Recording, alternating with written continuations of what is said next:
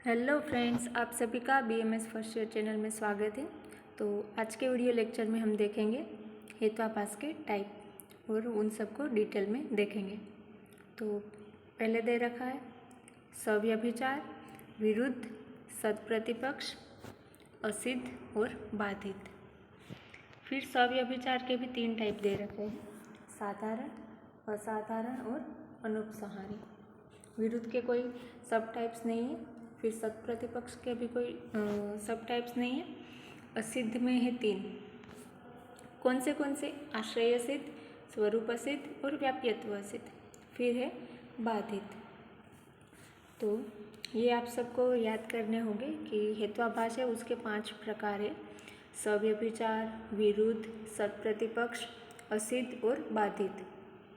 उसमें भी सव्यभिचार के 3 हैं और असिद्ध के 3 हैं। सव्यभिचार में 3 कौन से? साधारण, असाधारण और अनुपसंहारी। और असिद्ध में कौन से? आश्रय असिद्ध, स्वरूप असिद्ध और व्याप्यत्व असिद्ध। फिर अब हम देखेंगे इसको डिटेल में। तो पहले दे रखा है हेत्वाभाष। हेत्वाभाष का मतलब होता क्या है? हेत्वाभाष दरअसल 2 वर्ड से बना है, हेतु और आभास मिल के बना है हेत्वाभाष। यहाँ पे अगर आप संधि देखें तो हेतु, तू का उ और आभास का अ दोनों मिलके यण संधि होकर व हुआ है, तो हेत्वाभाष बना है। ये आप संस्कृत ग्रामर में देखेंगे।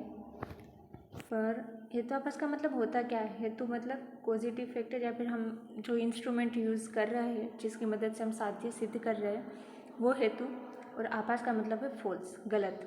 हेतु ही गलत होगा। मैंने आपको बताया था ना पहले इसकी प्रीवियस वीडियो लेक्चर में कि हमें हेतु के टाइप पढ़ने क्यों ज़रूरी है। हमने फिर सद हेतु के लक्षण देखे थे। तो क्योंकि हेतु की मदद से ही तो हम पूरा अनुमान करेंगे, हम सिद्ध करेंगे साध्य को। तो अगर वो ही गलत होगा तो पूरी बात ही वहीं से ही सब कुछ गलत स्टार्ट हो जाएगा। इसलिए हमें हेतु पढ़ना आवश्यक है। तो अब देखते हैं उसके टाइप की यहाँ कोटेशन दे रखी, फिर ये आप कर लेंगे तो टाइप आपको याद रह जाएंगे। सव्यभिचार, विरुद्ध, सत्प्रतिपक्ष, असिद्ध, बाधिताः, पंच हेत्वाभाषा। किस में दे रखा है? तर्क संग्रह में। सव्यभिचार, विरुद्ध, सत्प्रतिपक्ष, असिद्ध, बाधिताः, पंच हेत्वाभाषा। तो उसमें हम पहले देखेंगे सव्यभिचार। इसको है ना आप एग्जाम्पल के थ्रू समझोगे ना तो आपको अच्छे से याद रह जाएगा। सब यहीं पे ध्यान देना। जैसे पहले दे रखा है सव्यभिचार में साधारण। साधारण से हम क्या समझते हैं? नॉर्मल, सामान्य, कॉमन। तो मतलब हेतु का साधारण होना यानी कॉमन होना। कैसे? जैसे एग्जाम्पल देखें तो हेतु हॉर्न्स यानी कि सींग, तो साध्य कांस। हमने काऊ को कैसे साबित किया कि ये इसको सींग है इसलिए ये काऊ है, मतलब सींग होने की वजह से हमें काऊ को साबित किया, तो वो तो गलत हो जाएगा ना। कैसे? जैसे मतलब वो सही है लेकिन इसमें हमें क्या दूसरा आभास हो सकता है कि सींग अकेली गाय के थोड़ी ना होते हैं। सींग अकेले गाय के थोड़ी ना होते हैं ना। सींग तो बैल के भी होते हैं, भैंस के भी होते हैं, गोट के भी होते हैं। तो ये तो मतलब हम ऐसे तो साबित नहीं कर सकते, ये तो गलत हो गया। क्योंकि होन हेतु है वो तो साधारण है, सब में हो सकता है। तो ऐसे हम पर्टिकुलर इस सब्जेक्ट की मदद से हम उसको साबित नहीं कर सकते, तो वो आएगा साधारण। फिर दूसरा है असाधारण।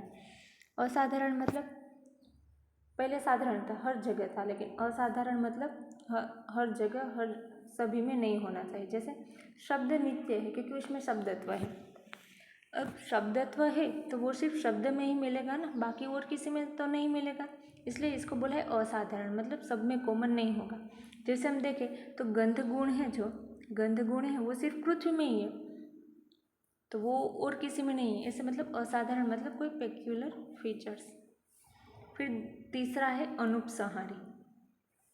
अनुपसंहारी में क्या बोला? Everything is good because it is made by God. मतलब संसार में सब कुछ सही है, सब कुछ अच्छा है, संसार में सब कुछ अच्छा है क्योंकि वो गॉड की बनाई हुई देन है। सृष्टि में सब कुछ अच्छा है क्योंकि वो ईश्वर ने बनाया है। अब हमने सब कुछ इंक्लूड कर लिया, कोई भी चीज़ यहाँ पे शेष नहीं रहती, बाकी नहीं रहती जिसमें हम और कोई हेतु ढूंढ सके। तो इसलिए ये अनुपसंहारी यानी एवरीथिंग इज गुड, एवरीथिंग आ गया है तो अब कोई चीज़ बाकी नहीं बच रही। ऊपर में क्या था? शब्द था, स्पर्श बाकी है, रूप बाकी है, लेकिन शब्दत्व और किसी में पाया नहीं जाता था। यहाँ पे क्या है, हमने एवरीथिंग बोल दिया तो मतलब क्या, गुड है ना, nature, everything is good because it is made by God. भगवान ने सृष्टि सुंदर है, संसार सुंदर है क्योंकि वह भगवान ने बनाई। सुंदर तो बहुत कुछ है, गुलाब को हम भी बोल सकेंगे, लेकिन ये क्या, एवरीथिंग में सभी चीज़ आ गई। तो यहाँ पे ये ध्यान देना, असाधारण में आई थी एक ही चीज़, लेकिन जो हेतु था शब्दत्व वो किसी और में नहीं था। यहाँ पे सुंदर है वो हर किसी में होगा, लेकिन यहाँ पे हमने एवरीथिंग कंसिडर कर लिया तो उसमें हर चीज़ आ गई, इसलिए यहाँ पे ये ध्यान रखना है। फिर देखते हैं विरुद्ध। ये सबसे इजी वाला है, अब सबको समझ में आ जाएगा कैसे। Air is heavy because it is empty. मैंने बोला हवा भारी है क्योंकि वह रिक्त है। ये दोनों साध्य और हेतु दोनों एक दूसरे का ओपोजिशन कर रहे हैं। हमें क्या साबित करना है कि हवा भारी है, हेतु क्या दिया, क्योंकि वह रिक्त है, तो हेतु तो इसका ओपोजिशन कर रहा है, तो ये तो गलत हो गया, तो ये आएगा विरुद्ध। सव्यभिचार के हमने 3 टाइप देखे, साधारण, असाधारण और अनुपसारण। साधारण यानी हेतु का साधारण होना, कॉमन होना। जैसे हमने बोला कि इसको सींग है इसलिए ये गाय है, तो सींग तो भैंस में भी होते हैं, बैल में भी होते हैं, बकरी में भी होते हैं, तो ये नहीं चलेगा। फिर ये असाधारण, तो असाधारण में क्या, वो हेतु सिर्फ पर्टिकुलर में ही चीज़ में ही पाया जाएंगे। जैसे गंध गुण है तो वो सिर्फ पृथ्वी में ही होगा, वो बाकी कोई महाभूत में या किसी में नहीं होगा। शब्द है जो वो नित्य है क्योंकि उसमें शब्दत्व है, शब्दत्व तो सिर्फ शब्द में ही होगा ना, तो इसलिए ये असाधारण में आएगा। और अनुपसाहारी, अनुपसाहारी यानी everything is good because it is made by God. हर चीज़ को इंक्लूड कर लिया कि और कोई बाकी ही नहीं बचेगा। फिर आते हैं विरुद्ध। विरुद्ध हेत्वाभास में क्या दे रखा है, air is heavy because it is empty. हवा खाली होने की वजह से, हवा भारी है क्योंकि वह खाली है। क्या बोला, सेंटेंस की इसमें सीक्वेंस भी देखनी होती है। हवा खाली है, हवा भारी है क्योंकि वह खाली है, तो ये भी एक दूसरों का ओपोजिशन हुआ। अब देखते हैं सद प्रतिपक्ष। हमने सद हेतु का जो कैरेक्टर देखे तो उसमें था एक असद प्रतिपक्ष। तब मैंने आपको बताया था कि कोई साध्य हम साबित कर रहे हैं, उसी समय वहाँ पे दूसरे ऐसे हेतु का प्रेजेंट होना जो साध्य का अभाव सिद्ध कर रहा हूँ, ये वही है सद प्रतिपक्ष हेत्वाभास। सद हेतु की क्वालिटी थी असत प्रतिपक्ष, पर यहाँ पे क्या दे रखा है, सद प्रतिपक्ष। द एस्टैब्लिशमेंट ऑफ साध्य becomes failure due to other हेतु।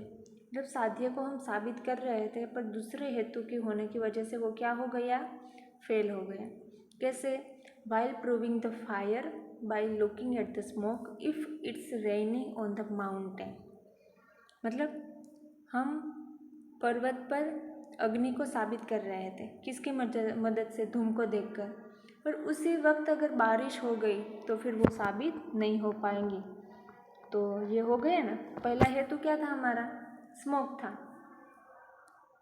पहला हेतु क्या था हमारा, स्मोक था, जो किसको साबित कर रहा था, हमारे साध्य अग्नि को।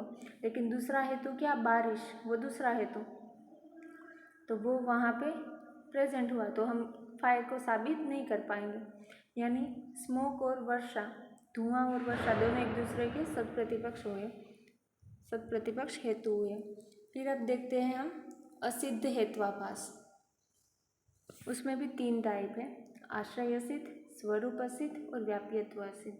यहाँ पे ना एकदम अच्छे से ध्यान से समझ लेना क्योंकि ये कन्फ्यूजिंग थोड़ा है।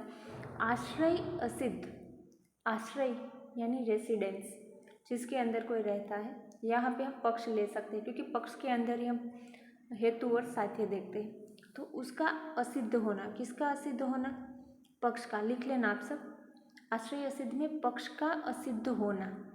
कैसे, radius of leg is fractured due to accident. Accident के दौरान पैर की रेडियस बोन फ्रैक्चर हो गई।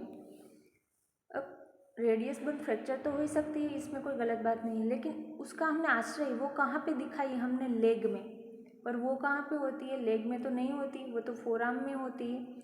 तो इसलिए बोला है कि आश्रय असिद्ध, रेडियस बोन होती है, फ्रैक्चर भी होती है, पर लेग में नहीं होती ना। तो हमने बोन को जहाँ पे हेतु की मतलब रेडियस की मदद से हम समझ रहे थे कि फ्रैक्चर हो गई है एक्सीडेंट के दौरान। तो यही मतलब हमारा जो आश्रय है वही गलत है, पक्ष यानी पेड़ में थोड़ी ना रेडियस बन होती है। तो समझ में आ गया ना आपको कि हमारा जो आश्रय होगा वो असिद्ध होगा। फिर है स्वरूप असिद्ध। स्वरूप असिद्ध में क्या है? फॉर परसीविंग विथ आइज स्पर्श इज नित्य। स्वरूप में है ना हेतु है ना, हेतु वो गलत होता है, असिद्ध होता है। वो कैसे? पहले में क्या था? पक्ष असिद्ध था, अब हेतु। स्पर्श तो नित्य ही होता है, लेकिन दिखाई आंखों से दिखाई देने के कारण, अब स्पर्श तो नित्य ही है, उसमें कोई हमें शंका नहीं है, लेकिन आंखों से दिखाई देता तो नहीं है ना वो। आंखों से दिखाई देने के कारण, तो हमने जो हेतु लिया कि स्पर्श नित्य है, ये हमें साबित करना था। हेतु क्या लिया कि वो आंखों से दिखाई देता है, तो ये तो गलत है। हेतु ही असिद्ध हो तो उसको हम बोलेंगे स्वरूप असिद्ध, उसको हम बोलेंगे स्वरूप असिद्ध। हेतु अगर असिद्ध है तो वो स्वरूप असिद्ध में आएगा, और अगर पक्ष असिद्ध है तो वो आएगा आश्रय असिद्ध में। फिर अब हम देखें व्याप्यत्व असिद्ध। तो इसमें ना आपको एक एक्सेप्शन ऐसा करके आप लोग याद कर लो कि इसमें जो भी आएगा वो एक्सेप्शन आएगा। वो कैसे? मिल्क मधुर रस होता है, क्षीर होता है, उसका टेस्ट मधुर होता है। सो इंक्रीजेस कफ, कफ दोष को वो बढ़ाता है मधुर रस होने के कारण। तो क्योंकि इन दोनों की समान प्रॉपर्टी होती है, कफ में भी मधुर गुण होता है, तो ये दोनों की समान प्रॉपर्टी के कारण कफ बढ़ता है, तो कोई दिक्कत नहीं। हनी, हनी में भी मधुर रस है बट डिक्रीज इज कफ, बट वो कफ को कम कर रहा है, तो ये हो गई व्याप्यत्व एक्सेप्शन की तरह। और आपको इसका दूसरा एग्जाम्पल देखना है, तो जैसे हमने बोला कि धुआं है तो अग्नि होगी, लेकिन अगर आप गर्म लोहे के रोड को अगर आप देखोगे तो उसमें क्या होगा? गर्म लोहे के रोड में उसमें अग्नि तो है लेकिन धुआं नहीं है, तो वो क्या हो गया? व्याप्यत्व सिद्ध। एक्सेप्शन हो गया ना कि हर जगह जहाँ पे हमने धुआं देखा था वहाँ पे क्या था? अग्नि थी, लेकिन यहाँ पे क्या है? जो गर्म लोहा का जो सलिया है, जो रोड है, उसमें हमें अग्नि दिखाई दे रही है लेकिन धुआं नहीं, तो वो एक्सेप्शन की तरह ही तो बात हुई। तो यहाँ पे भी क्या है? मिल्क है वो मधुर रस वाला है क्योंकि वो कफ बढ़ा रहा है, बट हनी मधुर रस का है फिर भी वो कफ कम कर रहा है, तो ओपोजिशन हो गया। एक ये कर रहा है पर दूसरा ये नहीं कर रहा है। बाधित। अब देखते हैं बाधित, ये आप सबको समझ में आ गया? व्याप्यत्व, स्वरूप और आश्रय। आश्रय में क्या पक्ष है वो असिद्ध होगा कि रेडियस की लेग है वो फ्रैक्चर हो गई एक्सीडेंट के दौरान, पर लेग में तो रेडियस होती ही नहीं है, तो ये आश्रय असिद्ध हो गया। फिर स्वरूप असिद्ध में क्या देखा हमने? स्वरूप असिद्ध में हमने देखा कि हेतु है वो असिद्ध होता है, स्पर्श नित्य है, ये हमें साबित करना है, पर हमने हेतु क्या लिया कि वो आँख से दिखाई देता है। आँख से तो थोड़ी ना भी दिखाई देगा, आँख से दिखाई नहीं, आँख से दिखाई देता है, लेकिन स्पर्श जो हमारा स्पर्श तो हम स्किन से टच, तो हम सेंसेशन वाला टच जो सेंसेशन है स्पर्शेंद्रिय वो तो स्किन है, तो वो थोड़ी ना आँख से दिखाई देंगी कहाँ पर ये स्पर्श, तो ये गलत है। यहाँ पे आप शब्द वाला भी ले सकते हैं कि शब्द नित्य है क्योंकि वो आँख से दिखाई देता है। शब्द तो हम कान से सुनते हैं, शब्द थोड़ी ना हमें दिखाई देता है। आप लोगों को लगे कि यहाँ पे कोई टच कर रहा है तो वो दिखाई देगा, तो आप यहाँ पे स्पर्श की जगह शब्द भी लिख सकते हैं कि शब्द नित्य है क्योंकि वो आँखों से दिखाई देता। तो आँखों से नहीं दिखाई देता, नित्य है, लेकिन वो सुने जाने के कारण नित्य है, दिखाए जाने के कारण नहीं। फिर ये व्याप्यत्व। व्याप्यत्व में हमने एक्सेप्शन देखा कि मिल्क है उसमें मधुर रस है, तो वो कफ को इंक्रीज कर रहा है, लेकिन हनी में भी मधुर रस है फिर भी वो कफ को कम कर रहा है। फिर देखते बाधित हेत्वाभास। बाधित हेत्वाभास यानी कोई साध्य हम साबित कर रहे हैं तो हेतु है ना बाधित हो जाएगा। हमने सद हेतु के लक्षण में देखेंगे थे कि अबाधित विषयत्व, पर यहाँ पे क्या बोला है कि वो बाधित होगा। कैसे? Cotton is hard in touch, cotton है ना रुई, देखें यहाँ पे फोटो लगा रखी है, ये कॉटन दिखाई दिया सबको, तो कॉटन है हार्ड है इन टच। आप कॉटन को टच करके देख लो हार्ड है क्या, प्रत्यक्ष प्रमाण से ही हम तो वो साबित कर रहे हैं कि नहीं भाई ये गलत है। तो जो भी ऐसा है ना वो आएगा बाधित में। जैसे हम बोले कि गिलोय मधुर है, तो गिलोय थोड़ी ना मधुर होती है, उसको हम टेस्ट करके पता कर सकते हैं कि नहीं वो तो मधुर नहीं है। अब आप बोले कि बनाना है, वो कैसे है? कड़वे है, बिटर टेस्ट है बनाना में, केले में, तो वो भी आप टेस्ट कर सकते हो, नहीं बनाना है तो मीठे होते हैं, केला तो मीठा है, तो वो सब किस में आएगा, बाधित हेत्वाभास में। कि वो आप किससे समझ सके कि प्रत्यक्ष प्रमाण से या और कोई प्रमाण से हम मतलब प्रत्यक्ष कर सकते हैं। जैसे बोला कि कॉटन हार्ड है तो उसे आप टच करके बोल सकते नहीं भाई ये तो सॉफ्ट है। तो ऐसा जो भी हेतु किसी से बाधित होगा तो वो आएगा बाधित हेत्वाभास में। तो आई होप कि सबको समझ में आ गया होगा। एक बार फिर से रिवाइज कर लेते हैं। हेत्वाभास 2 वर्ड से बना है, हेतु और आभास। हेतु का मतलब होता है पॉजिटिव फैक्टर या फिर हमने इंस्ट्रूमेंट, और आभास का मतलब होता है फॉल्स। फिर 5 तरह के होते हैं, सव्यभिचार, विरुद्ध, असिद्ध, सत्प्रतिपक्ष और बाधित। उसमें सव्यभिचार में 3 थे, साधारण, असाधारण, अनुपसंहारी। साधारण यानी हेतु का सब में साधारण होना, जैसे सिंह की वजह से गाय को गाय बोलना तो वो सही नहीं है, क्योंकि सिंह तो किस में होते हैं, बैल में होते हैं, भैंस में होते हैं, गाय में होते हैं, बकरी में होते हैं। या फिर हम ऐसा बोले कि इसको पूँछ है इसलिए ये कुत्ता है, तो बिल्ली में भी तो पूँछ होती है ना। तो ये वाले एग्जाम्पल आएंगे साधारण में। फिर देखते हैं असाधारण। असाधारण में क्या है, शब्द नित्य है, शब्दत्व, कोई पर्टिकुलर फीचर से वो कोई पर्टिकुलर चीज़ में प्रेजेंट होगा। शब्दत्व है तो वो शब्द में ही होगा, गंध गुण है तो वो सिर्फ पृथ्वी में ही होगा, तो वो असाधारण में है। अनुपसंहार यानी ऐसा एग्जाम्पल जिसमें हमने सब कुछ कवर कर लिया। Everything is good because it is made by God. अब अगर हम ऐसा बोले कि ये रोगी है क्योंकि उसमें सारे मतलब जो दोष है वो विषम्य अवस्था में है, तो अब रोगी बोल दिया तो उसमें दोष विषम अवस्था में ही रहेंगे ना। अब किसी में भी अगर आप विषम अवस्था देखोगे तो वो तो रोगी ही होगा, तो रोगी में तो सभी तरह के रोग आ गए ना, ऐसे कि कोई ऐसी चीज़ बाकी नहीं बचना। फिर विरुद्ध, विरुद्ध में हमने क्या देखा था कि हवा भारी है क्योंकि वह रिक्त है, तो हवा भारी होने की वजह से रिक्त थोड़ी ना होगी, रिक्त है लेकिन भारी होने की वजह से नहीं है, तो एक दूसरे का ओपोजिशन हो। फिर है सत्प्रतिपक्ष, यानी साध्य को साबित करते वक्त कोई ऐसा हेतु प्रेजेंट होना जो हमारे साध्य को क्या करेगा, असाबित करेगा, अभाव सिद्ध करेगा। जैसे आप पर्वत पर धुएं को अग्नि को सिद्ध कर रहे हो धुएं की मदद से, और तभी बारिश हो जाए तो बारिश और धुआं एक दूसरे के सत्प्रतिपक्ष हेतु हो जाएंगे। फिर है असिद्ध। असिद्ध के हमने 3 तरह देखे, आश्रय असिद्ध, स्वरूप असिद्ध और व्याप्यत्व असिद्ध। आश्रय असिद्ध यानी आश्रय यानी कि पक्ष का असिद्ध होना। जैसे हमने बोला कि radius of leg is fracture due to accident, जो लेग की रेडियस है वो एक्सीडेंट के दौरान क्या हो गई, फ्रैक्चर। रेडियस फ्रैक्चर हो सकते हैं लेकिन वो उसको हमने कहाँ बताया, पैर में, वो तो फोरआर्म में होती है, तो वो यहाँ पे आश्रय असिद्ध है। फिर स्वरूप असिद्ध, फॉर परसेविंग विद द आइज, शब्द इज नित्य, शब्द नित्य है लेकिन वो आँखों से थोड़ी ना दिखाई देते, हमने जो हेतु लिया वो गलत है। फिर ये व्याप्यत्व असिद्ध, व्याप्यत्व असिद्ध यानी हम एक्सेप्शन ले सकते हैं।